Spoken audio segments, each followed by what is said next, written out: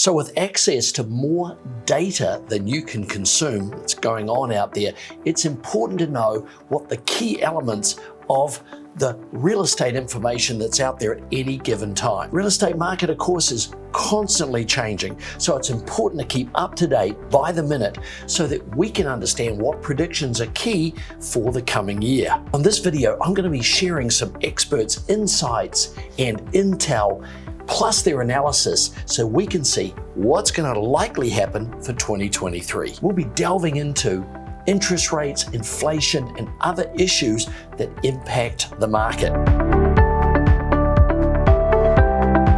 Hi, I'm Kiwi the Coast, your luxury real estate specialist, helping you maximize and sell the value of your coastal home. Right, let's dive into that data, shall we? What's happening with those mortgage rates out there? There's so much talk about what's going on. And of course, no matter what market you're in, mortgage rates are at the top of mind for both buyers and sellers. Now, trying to predict what's going to happen to mortgage rates next is very hard to predict and pinpoint. That being said, it's really important to stay educated on the topic. So let's first start by looking at the rates. Now, of course, if you look at this chart, the 30-year fixed rate, of course, has doubled in the last 12 months, approximately 6.42 for the traditional 30-year mortgage, and of course half that a year ago. Now, we've never seen this happen in a year, so it's very rare. And of course, the rates have risen the fastest on record, due to, of course, the Federal Reserve bumping those key interest rates approximately 5 times. And of course, it caused the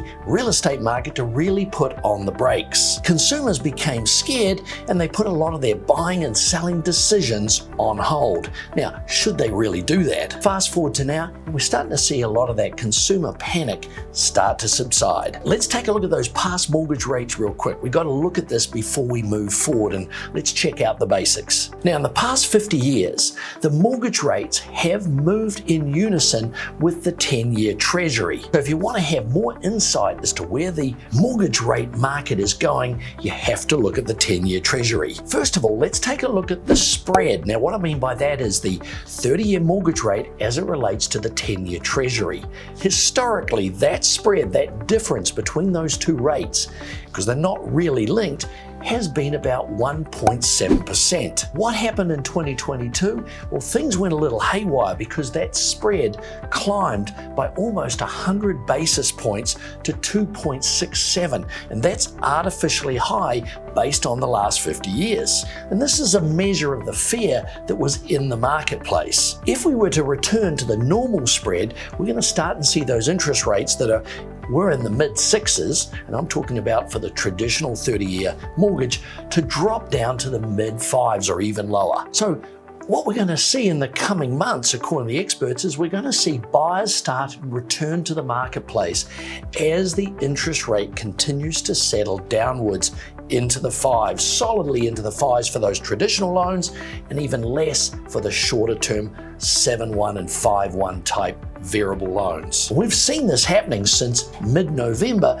2022. So of course, based on all the discussion, this looks about right, doesn't it? And as far as 2023 sales goes, with mortgage rates easing, the experts predict that we're going to see about 5 million units sold this year. Something, of course, the economists can't seem to agree on is what's going to happen with home prices. And this is very micro-market driven across the country. It depends on where you are. We want to look at the spread because there's a lot of confusion out there between what the experts are predicting. So you can see there's some real extremes. Looking at the home price forecast, that Realtor.com's pretty gung-ho.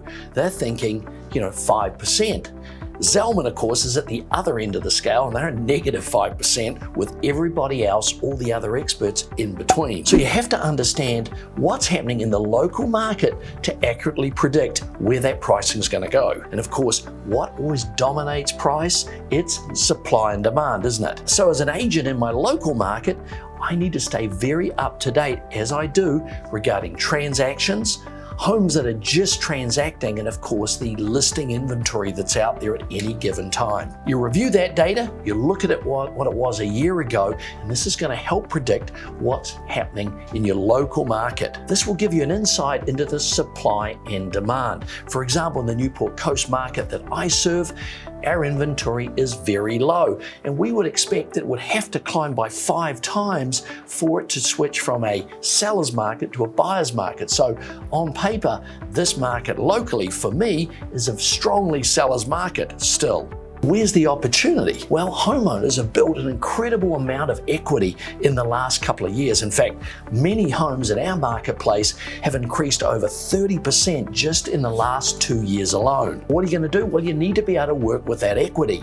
Now, in many cases, if you pull cash out of that home, that is not a taxable event. And even though those interest rates might be a little higher than you used to, you can use that equity to purchase investment or other types of real estate property so that you can take advantage of the higher rental rates out there to offset the higher borrowing rates, and thereby build your real estate portfolio one home or condo at a time. So hope you found the information valuable.